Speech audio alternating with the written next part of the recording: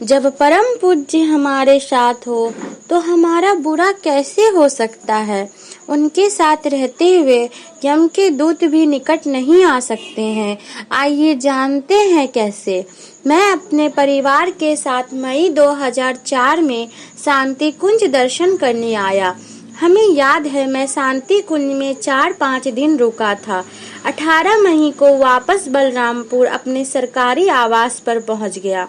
रास्ते की थकान होने के कारण हमें काफी सुस्ती महसूस हो रही थी। इसी बीच भाई की पत्नी भी आ गई। उसे मालूम हुआ कि हम लोग शांति कुंज से वापस आ गए हैं, इसीलिए एक दिन के लिए मिलने चली आई थी। उस दिन रुककर 20 तारीख शाम को 4 बजे वापस चली गई। चूंकि हम लोग काफी थके हुए थे, इसीलिए उस दिन जल्दी खाना बन गया। हम लोग खा पी कर जल्दी सो गए। रात में करीब 12-1 बजे का समय रहा होगा। 7-8 अज्ञात लोग मेरे घर में घुस आए। घर में आवाज सुनकर मैं हड़बड़ाकर जाग उठा। मेरी पत्नी और लड़का सो रहा था। मैं बहुत घबरा गया था। सोचा उठकर शोर मचाऊं तो शायद कोई पड़ोसी ही पहुंच जाए। इतने सारे हथियारबंद लोगों के सामने मेरी क्या औकात थी। उन लोगों ने मेरी आंखों के सामने मेरी पत्नी के हाथ पैरों को बांध दिया। उसने उठकर चिल्लाने की कोशिश की तो मुंह पर टेप चिपका दिया।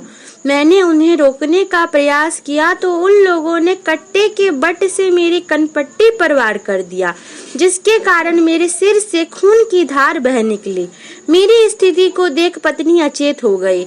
मैं अंदर से बुरी तरह कांप उठा। मुझे लगा कि अब मेरा परिवार तो गया। मैं बुरी तरह जख्मी हो गया था। मेरी दोनों लड़कियां दूसरे कमरे में सो रही थी। मेरा मन आशंका से भर उठा कि वे लोग अब न जाने क्या करे।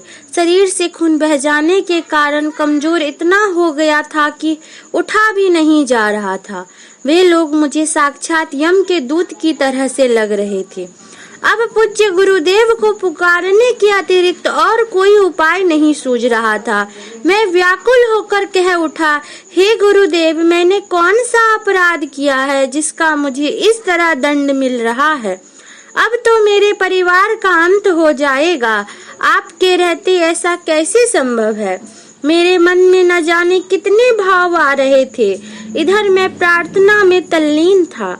इसी बीच घटना ने किस तरह मोड़ लिया, यह मैंने बाद में अपनी पत्नी से सुना। मुझे चोटिल देख उसे मूर्छा आ गई थी। मूर्छा में ही उसने सुना कि बाहर से कोई दरवाजा खोलने के लिए कह रहा है। फिर पता नहीं कैसे दरवाजा अपने आप खुल गया। उसने देखा कि स्वयं गुरुदेव कमरे में प्रवेश कर रहे हैं। सफेद धोती कुर्ता पहने हुए हैं। उनको देखते ही पत्नी की मूर्छा टूट गई। वो चिल्लाई, गुरुदेव गुरुदेव। इतने में सारे बदमाश अचानक डर गए। वे समझे कि इन लोगों को बचाने वाले आ गए। इतना सब कुछ होने के बावजूद कोई व्यक्ति सहायता के लिए नहीं पहुंचा था।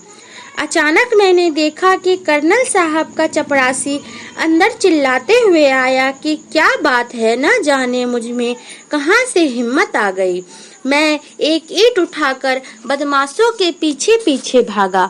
पता नहीं कैसी कृपा गुरुदेव की हुई कि थोड़ी देर पहले मैं डर के मारे परेशान था। बोलने की हिम्मत नहीं थी। मैंने उन लोगों को बहुत दूर तक दौड़ा दिया। वे लोग डरकर भाग।